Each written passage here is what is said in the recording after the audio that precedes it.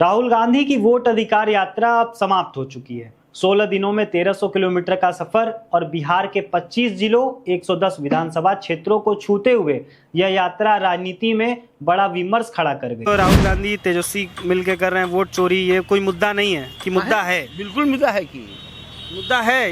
इस पे लड़ा जा सकता है। हाँ, बिल्कुल बिल्कुल। इसलिए कि हर व्यक्ति को एक वोट देने का अधिकार है और वो अधिकार से अपना वंचित हो जाए तो ये लोकतंत्र का हत्या न है। 65 लाख वोटर का नाम कट गया। 65 लाख का वोटर का नाम कटा है, लेकिन वो जुटेगा ना समय आने के बाद।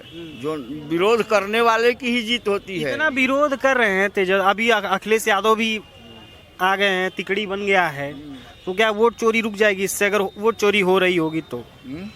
काहे नहीं वोट चोरी रुकेगा? बिल्कुल रुकेगा। हाँ, सच्चाई होता है। कांग्रेस का दावा था कि बिहार में करीब 65 लाख वोटरों के नाम मतदाता सूची से हटा दिए गए। राहुल गांधी ने इसे सुनियोजित हमला बताते हुए प्रधानमंत्री नरेंद्र मोदी और चुनाव आयोग पर सवाल खड़े किए। उन्होंने जनता से कहा, यह केवल चुनावी राजनीति नहीं बल्कि अधिकार की रक्षा की जंग है। वोट चोरी यात्रा कर रहे हैं, ये कोई मुद्दा है? बिहार बड़ी मुद्दा है। आप क्या बात कर रहे हैं? ये ऐसे थोड़ी बोल रहा है कोई। कहीं ना कहीं उनका फॉल्ट हुआ है तब तो वो सुन रहे हैं। वोट चोर गद्दी छोड़, वो सामने तो बोल रहा है। उस लोग प्रधानमंत्री के सामने बोल रहा है। लोग वही प्रधानमंत्री थे 2014 में जो आए थे, तो उनके आने पर अगर एक सुई गिरता था लोकसभा में तो आवाज करता था। वो शांत मिजाज में रहते थे लोग और डर के रहते थे। आज वही प्रधानमंत्री जा रहे हैं तो लोग कह रहे हैं वोट चोर गद्दी चोर। राजनीतिक दृष्टि से इस यात्रा ने कांग्रेस कार्यकर्ताओं में नई जान डाली। लंबे समय से हाशिए पर रही पार्टी को इससे मीडिया कवरेज भी मिला और कार्यकर्ताओं में विश्वास जगा कि राहुल गांधी अब केवल दिल्ली की राजनीति तक सीमित नहीं रहेंगे। वोट चोरी यात्रा चल रही है, तो वोट चोरी से मोदी जी जीत रहे हैं, बीजेपी जीत रही है, नीतीश बाबू? ये तो बात आप भी जानते हैं कि परसेंटेज अब वोटिंग हो जा रहा है। ठीक है, आफ्टर वोटिंग होने के बाद, पोल होने के बाद जब काउंटिंग हो रहा है तो वोट शेयर जब देख रहे हैं तो इंडिया गठबंधन का ज़्यादा दिखा रहा है। इसके बाद सरकार बन रही है किसका?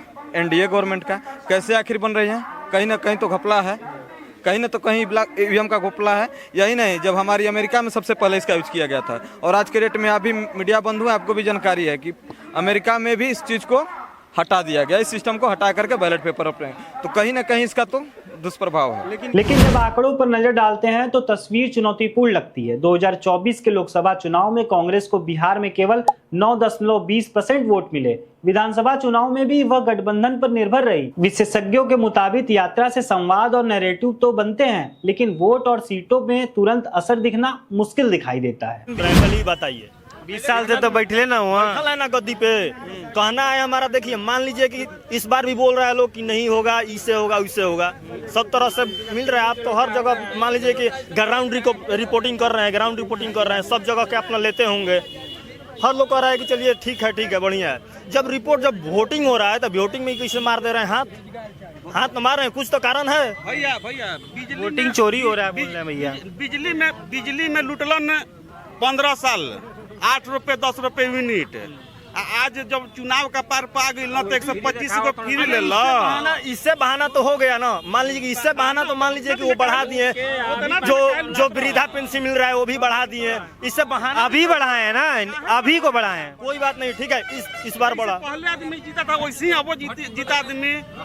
जब सरकार आया उसी समय आप करते 5 साल तक हम लोग देखते कि नहीं फ्री में हम लोग का बिजली चल रहा है, तब ना आगे हम अपना काम करते। आज कपार पर चुनाव हारने का स्थिति है तो आप 125 यूनिट बिजली फ्री कर दीजिएगा। बीजेपी और विरोधियों ने इसे वोट चोरी यात्रा कहकर व्यंग किया। वहीं कांग्रेस का कहना है कि विपक्ष उनकी बढ़ती पकड़ से घबराया हुआ है। दिखेगा और मेरे ख्याल से जो चीजें सत्य हैं उसके साथ आना चाहिए। वोट चोरी सत्य है, ये बिल्कुल सत्य है, इस पर जांच निष्पक्ष होना चाहिए। अब बताइए कि बीजेपी वाले कह रहे हैं कि वोट चोरी होता तो हम 400 पार कर दिए होते हैं पिछले वाले चुनाव में।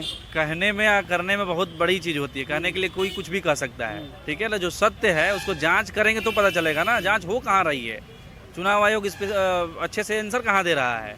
वो तो चुनाव आयोग कह रहा है वीडियो कैसे वायरल कर दे, नहीं दे रहा है चुनाव आयोग। तो कह रहा है बहन का वीडियो कैसे दे, माँ बहन का वीडियो कहाँ से देंगे? अब बताइए कि माँ बहन को वीडियो वोट डालने में जब आपत्ति नहीं है, वीडियो रिकॉर्डिंग हो रहा है, तो फिर दिखाने में क्या आपत्ति है?